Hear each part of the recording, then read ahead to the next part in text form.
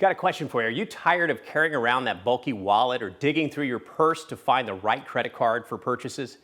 I'm the CyberGuy, and you can follow me at cyberguy.com for all my tech updates. And while you're there, sign up for my CyberGuy Report newsletter. That's right.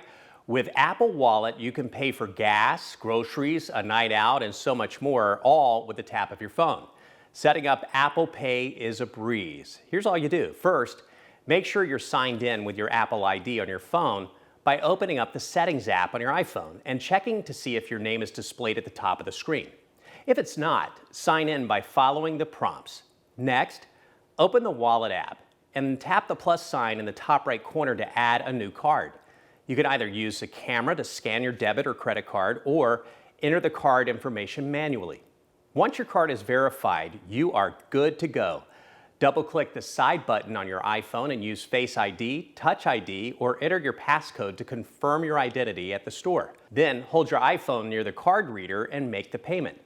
You can also use Apple Pay for online purchases when available by tapping Buy with Apple Pay and confirming the payment with Face ID.